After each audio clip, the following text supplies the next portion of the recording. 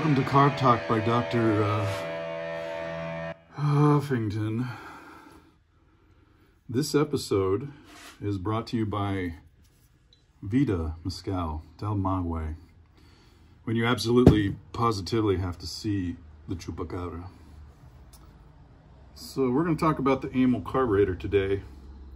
It's a pretty blunt instrument, kind of a piece of shit historically, but really not bad, just a little rough. Does the job. Other carbs will make more power and burn less fuel,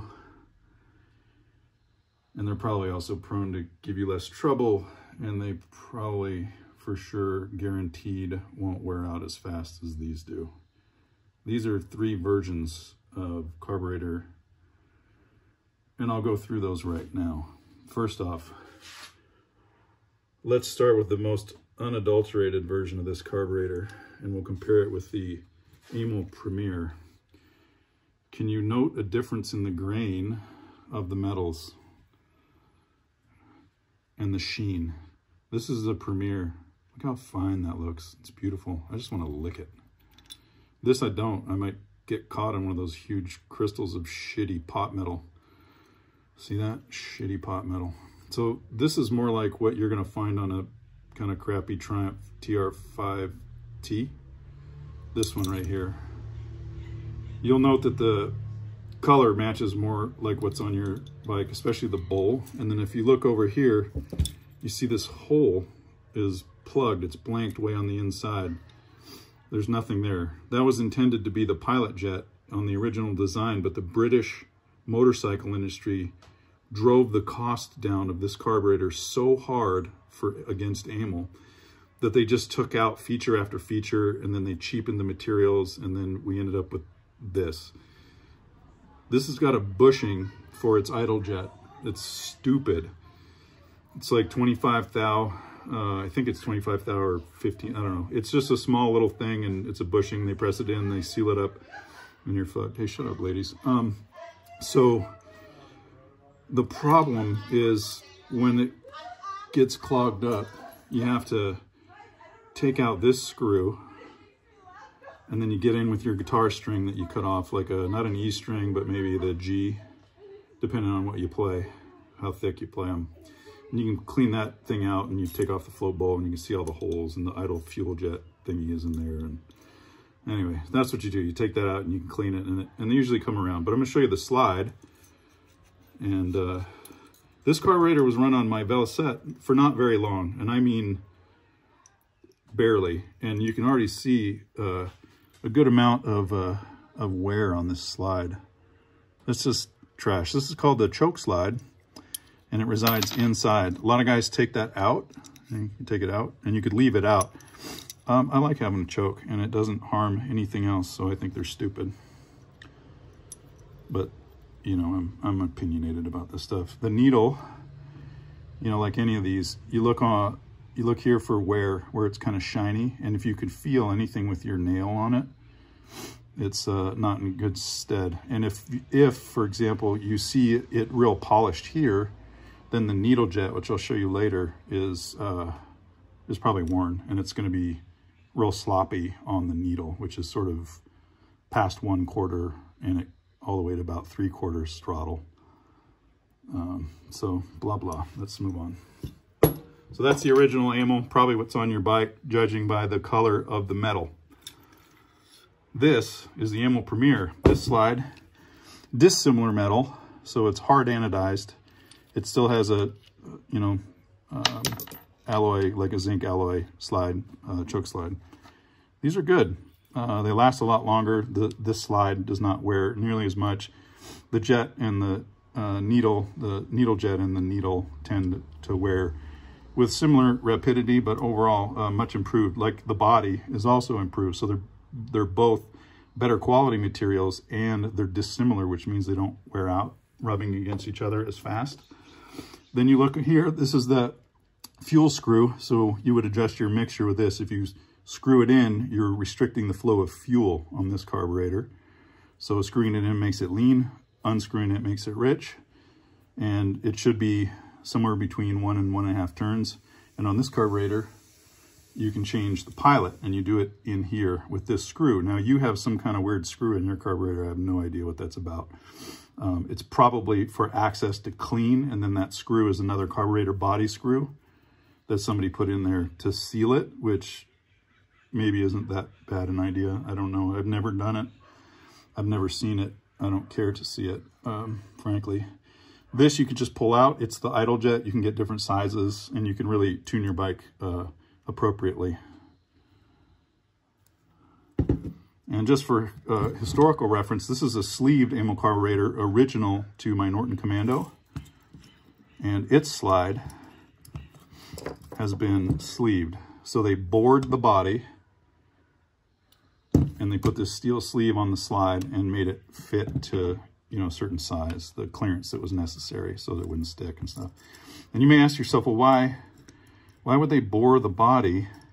Was that just wear, like on that other crappy one where it's all grooved up and shitty? No, in fact, one of the lessons learned from my Norton Commando was don't torque your shit on these carburetors.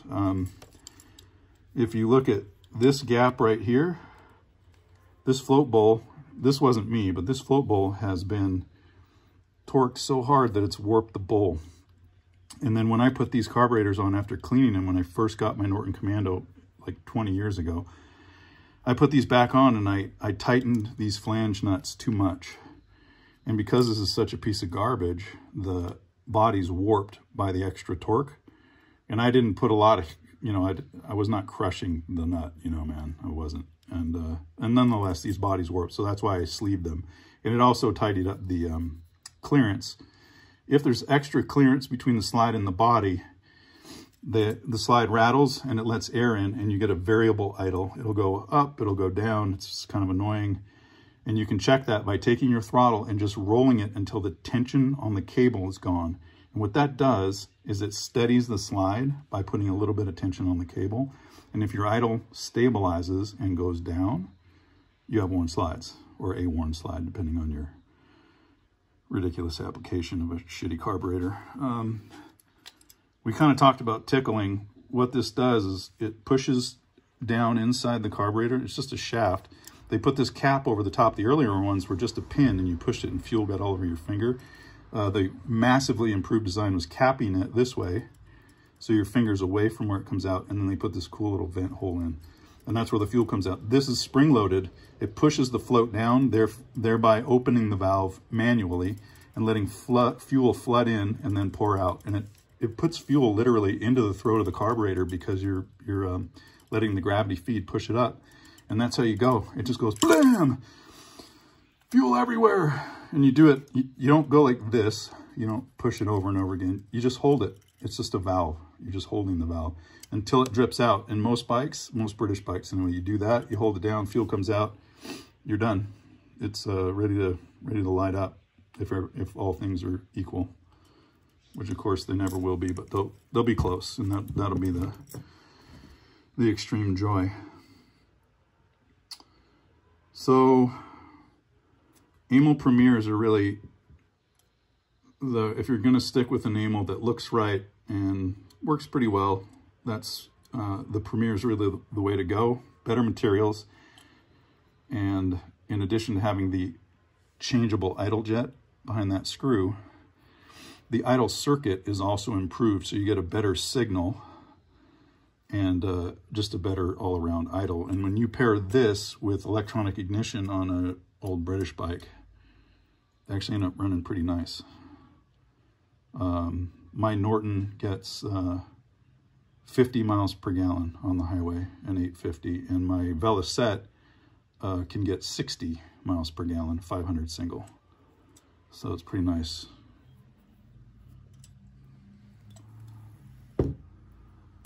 That's all I got today, I think. I think that's enough. And it'll be a lot to process. Once again, this episode was brought to you by Vita Mescal,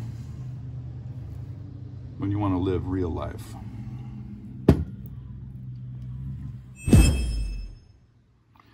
I thought I'd run a quick description of the floats also.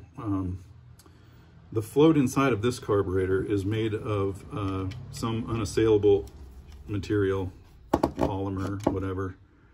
And the beauty of that is with ethanol fuel and whatever else they put, I don't think it's just ethanol, but ethanol certainly has caused us some bumps and problems with motorcycle and lighter engine carburetors.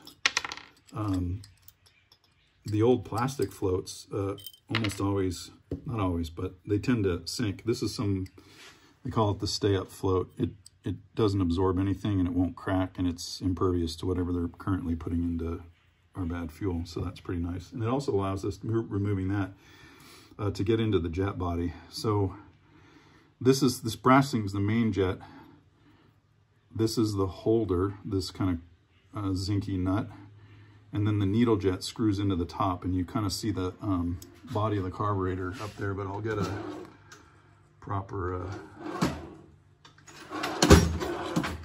goddamn adjustable wrench. It's a big honker. And when you want to,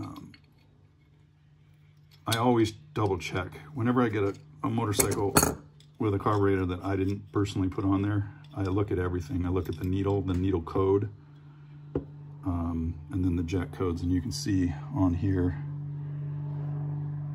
proudly Amal logoed. And there's a number on there somewhere. That's an air correction. 106. They're almost all 106. $100 as your bike has a 106 in it.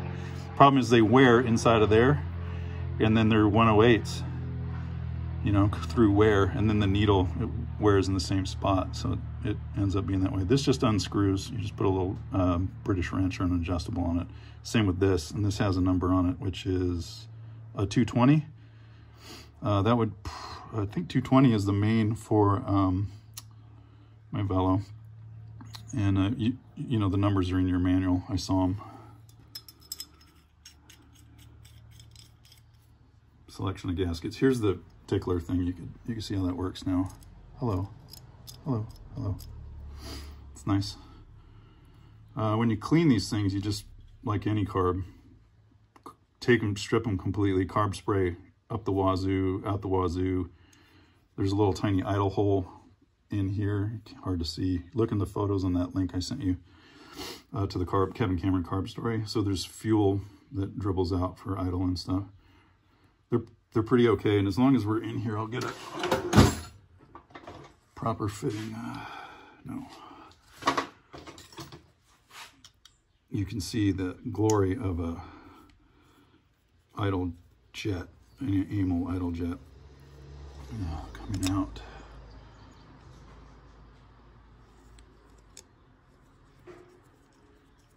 These O-rings, when you adjust them a lot, they wear out. So I have a selection of spare O-rings in my a collection of spares. That's what an idle jet nut looks like, and then that would look a lot like the hole that would exist in your carburetor and mine. And you can see when you take out this mixture screw, you see it's straight through. They're on the same plane. This is a drilling straight through, and then this is metering the fuel, and this is the jet that is also sort of metering the fuel, but you're fine-tuning with the screw. When you clean the carb, you pull that out, you pull this out, and you can get right through. And that's probably why the screw is on your carburetor on that Triumph, is to allow that cleaning to happen. So I'll put that back together later. That is Carb Talk with Dr. Huffington. This is gold, man. I can't believe I'm not selling this to people.